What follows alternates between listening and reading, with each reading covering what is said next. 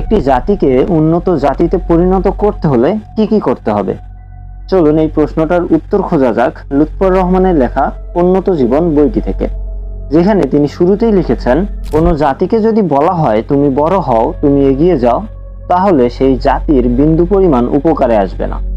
একইভাবে একটি মানুষকে উন্নত এবং শক্তিশালী করে তোলার জন্য যদি সেই মানুষটিকে বলা হয় তুমি উন্নত হও এবং শক্তিশালী হও, তাহলেও সেই কথাটা তার বিন্দু পরিমাণ কাজে লাগবে না। তাহলে একটি জাতিকে এবং একটি মানব গোষ্ঠীকে কিভাবে উন্নত এবং বড় করে তোলা যাবে? লুৎফর রহমান লিখেছেন, একটি জাতিকে খাঁটি রকমে বড় করতে হলে সেই জাতির প্রত্যেকটি মানুষকে খাঁটি রকমের ত্যাগী হতে হবে। শুধুমাত্র একজনের ত্যাগ দিয়ে একটি জাতি কখনোই উন্নত কিংবা খাঁটি হতে পারে না, কারণ সমাজের প্রত্যেকটা সাধারণ মানুষ নিয়েই গঠন করা হয় একটি জাতি।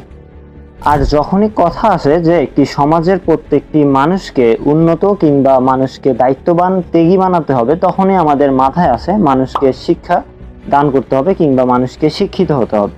কিন্তু একটা সমাজে যদি 5,000 মানুষ থাকে, তাদের সবার কি শিক্ষা গ্রহণ করা সম্ভব? পারিবারিক সমস্যা, টাকা পয়সার অভাব কিংবা মানসিক ত্রুটি, কোনো না কোনো কারণে একজন মানুষ অবশ্যই শিক্ষা থেকে পিছিয়ে পড়তে পারে। যদি একটা সমাজে 5,000 মানুষ থাকে, তার মধ্যে হয়তোবা 2,500 থেকে 3,000 মানুষ পারবে না সঠিকভাবে পড়াশোনায় এগিয়ে নিয়ে যেতে। তাহলে জাতিকে উন্নত করার জন্য পড়াশোনা কি যথেষ্ট? একটি সমাজের যেহেতু সবাইকে শিক্ষাদান করা সম্ভব নয়, কিন্তু সমাজকে এগিয়ে নিয়ে যেতে হলে অবশ্যই সবাইকে জ্ঞানী এবং জ্ঞানের পূজারী হতে হবে। তাহলে এর সমাধান আপনি কিভাবে দেখবেন?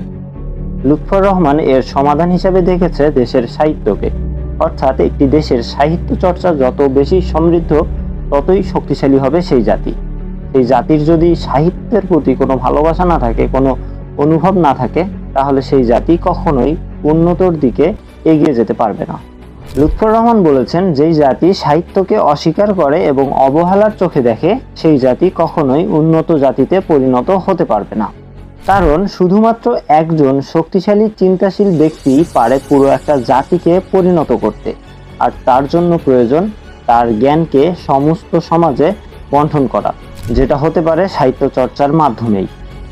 আপনি যদি পুরাতন সকল বড় বড় সভ্যতার দিকে তাকান, তাহলে আপনি বুঝতে পারবেন কিভাবে একটি সভ্যতার পিছনে তাদের সাহিত্যিকরা অবদান রেখেছিল, তাদের জ্ঞানী ব্যক্তিরা অবদান রেখেছিল। আর তিনি এর বিপরীতে বলেছেন, একটি জাতিকে যদি তুমি দুর্বল করতে চাও, তাহলে সেই জাতির মধ্যে থাকা সকল মানুষকে হত্যা না করে শুধুমাত্র সেই সকল মানুষকে হত্যা করো যারা জ্ঞানী এবং সাহিত্য চর্চা করে। আর এর উদাহরণস্বরূপ 1971 সালে পাকিস্তানি বাহিনী বাঙালিদের উপর যা করেছে, সেটা কিন্তু দৃষ্টান্ত একটা উদাহরণ হতে পারে।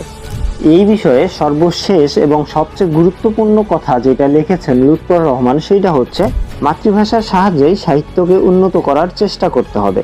বিদেশি সাহিত্য মানব সমাজের জন্য কখনোই কল্যাণ বয়ে আনে না। দেশীয় সাহিত্য উন্নত করতে হবে, আবার বিশ্বের অন্যান্য সাহিত্যের সার সংগ্রহ করতে হবে। নিজেদের যা কিছু আছে তাতেই সন্তুষ্ট থাকতে হবে এবং উন্নতির পথ খুঁজে বের করতে হবে। ডিয়ার ভিউয়ার্স, একটি জাতিকে উন্নত করতে হলে কি প্রয়োজন, আপনার কি মনে হয়? অবশ্যই জানিয়ে দিতে পারেন কমেন্টের মাধ্যমে। এছাড়াও আপনি যদি লুৎফর রহমানের এই সকল কথাগুলোর সাথে একমত হয়ে থাকেন, তাহলে সেটাও আমাদেরকে জানিয়ে দেবেন কমেন্টের মাধ্যমে। কথা হবে অন্য কোনো দিন, অন্য কোনো ভিডিওতে। সে পর্যন্ত ভালো থাকুন, সুস্থ থাকুন।